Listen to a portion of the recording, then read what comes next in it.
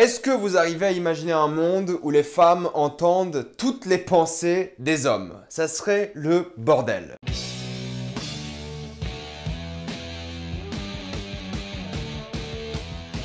Chaos Walking. Comme d'habitude, jusqu'à la minute indiquée dans le titre de la vidéo, il n'y aura pas de spoilers, comme vous êtes tranquille, après on va tout spoiler. Chaos Walking est l'histoire d'une planète colonisée par les humains où tous les humains peuvent voir les pensées des uns et des autres, que ce soit visuelles ou auditives. Sauf que dans cette communauté d'humains colons, il n'y a plus aucune femme et tout va basculer lorsqu'une femme arrive de l'espace. Ce film se fait complètement massacrer par la critique, vraiment il a que des critiques extrêmement négatives. C'est un film qui a fini le tournage, je crois, en 2017.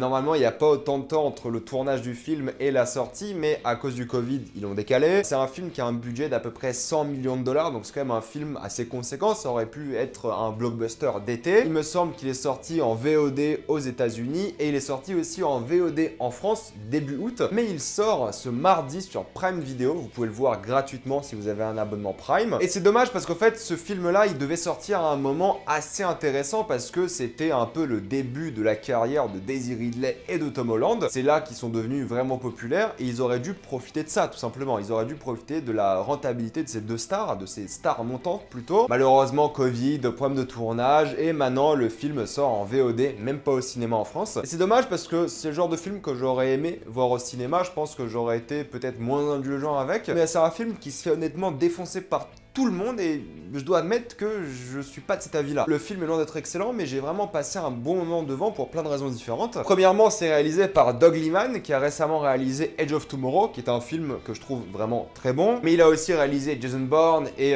Jumper. Si vous avez vu ma dernière vidéo, vous savez. Au niveau de la mise en scène, je dirais pas qu'il y a beaucoup d'idées. Voilà, c'est pas la mise en scène la plus intéressante, mais elle reste efficace. Toutes les scènes d'action sont visibles et compréhensibles. La couleur est très grise, ça montre vraiment un monde abandonné. Je regrette un peu qu'ils aient pas joué sur les couleurs. Peut-être lorsqu'il y avait des relents d'optimisme, ils auraient pu changer un peu la palette visuelle. Là, c'est que c'est un film qui est globalement très gris. Il y a de beaux paysages, ils ont filmé à des endroits vraiment beaux, en Écosse, en Islande. Mais malheureusement, le film reste très gris et ils n'ont pas réussi à profiter de ces décors naturels magnifiques. Il y en a qui sont vraiment beaux, il y a des plans drones pour te les montrer. Ils n'ont pas réussi à bien les mettre en avant dans le film et c'est un peu dommage car le film est très monochromatique. Si vous aimez le gris, vous allez être servi. Si vous n'aimez pas le gris, vous allez détester tout le film. Alors oui, il y a quelques plans sympathiques niveau de la photographie, mais ça reste assez bancal de ce point de vue-là, assez facile. Quasiment toute l'action se passe en extérieur, dans des forêts. Alors je pense qu'il y a des extérieurs qui ont été faits en studio, mais globalement c'est dans des forêts. Ils n'ont pas assez, d'après moi, profité de l'environnement. C'est que là on est toujours en forêt, dans des lacs et tout, mais on profite rarement de l'environnement. C'est un peu dommage parce qu'il ça veut être un film d'aventure. Ces deux personnages-là qui vont partir à l'aventure afin de retrouver le vaisseau de Daisy Ridley. Mais globalement c'est assez bien foutu, mine de rien quand même, c'est efficace. Voilà, il n'y a rien d'extraordinaire, mais c'est vraiment efficace. Surtout ce qu'ils ont fait sur les pensées des uns et des autres, ça qui est intéressant aussi. Parce que même s'ils n'ont pas réussi à avoir cette ambiance d'aventure que le film voulait avoir, bah, en fait ils ont plutôt bien géré les pensées, c'est-à-dire que dans le film vous allez voir les pensées des gens. Vous allez les entendre et aussi les voir visuellement, ce qui est cool parce que certaines personnes qui contrôlent bien leurs pensées peuvent créer des illusions d'optique avec leurs pensées tout simplement. Il y a le personnage de Mads Mikkelsen qui joue voilà, le chef de ce village, de cette ville. Il appelle le maire, mais au fait lui il va utiliser sa pensée pour faire des pièges et autres, pour induire en erreur certaines personnes. Et c'est assez intéressant quand ils font ça, ça joue sur les effets spéciaux et sur ta perception du film, et c'est plutôt pas mal. Je suis pas très fan des visuels tout le temps, parce que bon, c'est un peu flou, peut-être comme des pensées, du coup c'est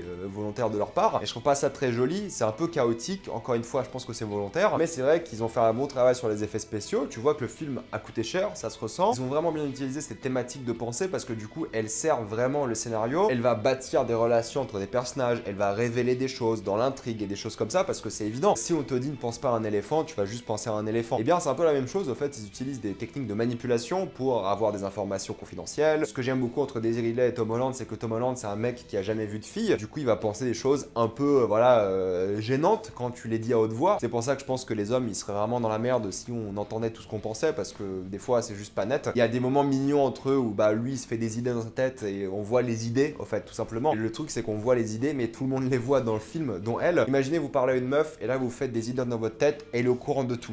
l'enfer sur Terre. Mais vous voyez que même cette idée-là, ils l'ont vraiment bien introduite dans le film et elle a un impact dans le scénario. Le fait d'avoir cette femme-là qui n'a pas ses pensées révélées comparé à tous ces hommes qui les ont, ça a vraiment impacté le monde du film et je trouve ça plutôt cool. On est sur une société où l'humanité a quitté la Terre et il y a plein de choses intéressantes. Évidemment, il y a l'histoire des colons, c'est des gens qui sont venus coloniser évidemment, mais il y avait des natifs sur cette planète. Alors bon, la thématique des natifs est pas la plus intéressante. La plus intéressante reste comme la thématique sur la pensée, l'honnêteté et des choses comme ça. Et aussi ce que ça ferait à des relations homme-femme, tout simplement, d'avoir, on va dire, cette asymétrie dans la relation. Il y a un sous-texte qui est clairement bâti et ils ont créé un univers. Je pense que malheureusement, il n'y aura pas de trilogie parce que ça datait d'une trilogie de livres. Il n'y aura pas de trilogie parce que c'est le genre de film un peu pour jeunes adultes qui aujourd'hui ne marche plus vraiment. Et bon, ils ont un peu foiré aussi le lancement du film. Mais c'est vrai que clairement, ils avaient bâti un univers. Et ça fait moins jeune adulte que beaucoup de films de jeunes adultes. Moi, je trouvais que c'était un film pour adultes avant tout, un rite initiatique, mais plutôt bien foutu, plutôt de mature. Et je trouve qu'ils se sont pas foutus notre gueule de ce point de vue-là. Ils ont essayé de créer un univers et des choses intéressantes, une société sans femmes. Il y a même quelques créatures aliens et des choses comme ça. Tu vois qu'on n'est pas sur Terre et c'est vraiment bien foutu. Alors, concernant le scénario, c'est vrai que j'aime bien la relation entre Daisy Ridley et Tom Holland. Je trouve qu'elle est efficace, je trouve qu'elle marche plutôt bien. La relation entre Mads Mikkelsen et justement Tom Holland aussi, bah, je trouve qu'elle est un peu gâchée au final. T'avais une relation de père-fils qui a pas vraiment été abordée plus que ça. Elle est au début, mais au fur et à mesure du film, elle disparaît et c'est un peu dommage. T'as aussi l'un des frères Jonas, je sais pas c'est lequel,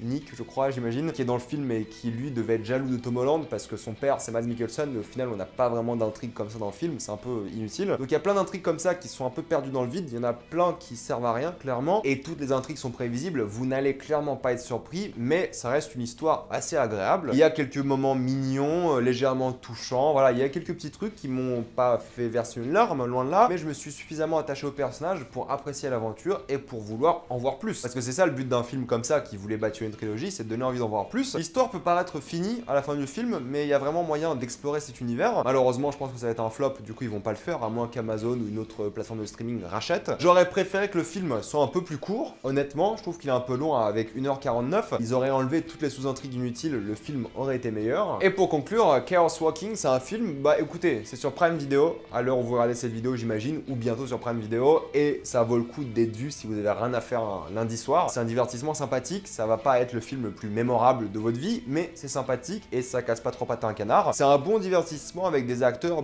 qui font le travail, un film qui fait le travail aussi niveau visuel, voilà, c'est un film compétent. Il a un objectif, c'est divertir et lancer une franchise. Il va réussir à l'un de ses objectifs, sûrement vous divertir. Le deuxième, malheureusement, c'est pas fait pour ça, enfin, ça l'est, mais ça va échouer, je pense. Du coup, les gens qui aiment un peu les films de science-fiction, on va dire, pour jeunes adultes, c'est sympathique. Si vous voulez un film subtil avec des vraies thématiques intéressantes, ce film n'est pas fait pour vous. Voyez-le comme un petit blockbuster sympathique à voir chez vous et vous allez être pas conquis, mais vous allez apprécier. Maintenant, on va rapidement passer en spoiler.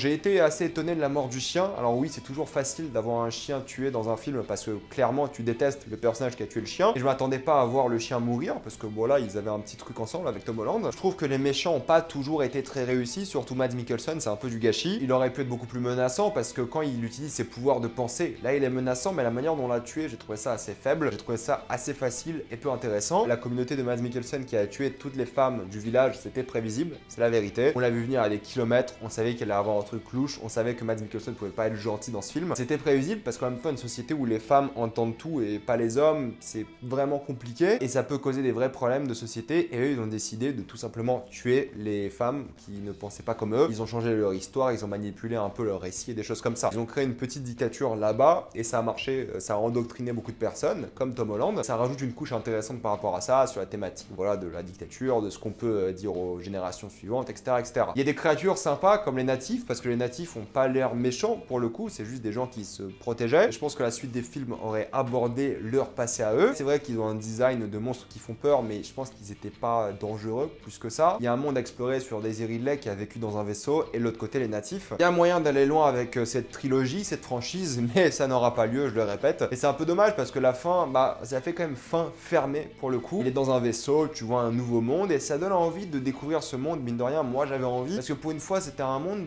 que t'arrivais à comprendre, qui était pas trop compliqué. Voilà, les règles étaient simples. On voit les pensées des autres et c'est pas des trucs à droite à gauche, des facilités scénaristiques. Alors oui, il y en a un peu, mais globalement, c'est un film qui se regarde très facilement et qui est divertissant pour ce que c'est. Et ça te prend pas pour un enfant. Voilà, c'est jeune adulte plus, on va dire. Et c'est presque dommage parce qu'il s'est clairement fait assassiner par la critique et je peux comprendre les critiques. Mais moi, le film m'a diverti et j'en demandais tout simplement pas plus. Je vais m'arrêter là. Mettez-moi dans les commentaires ce que vous pensez de ce film. L'avez-vous adoré ou détesté? Tout ça dans les commentaires. Comme d'habitude, pensez à vous abonner à la chaîne pour plus de vidéos. Mettez un j'aime et partagez cette vidéo, ça aide beaucoup la chaîne. Si vous voulez soutenir la chaîne, rejoignez-la sur YouTube. Suivez-moi sur tous mes réseaux et moi je vous dis à la prochaine fois. Salut à tous.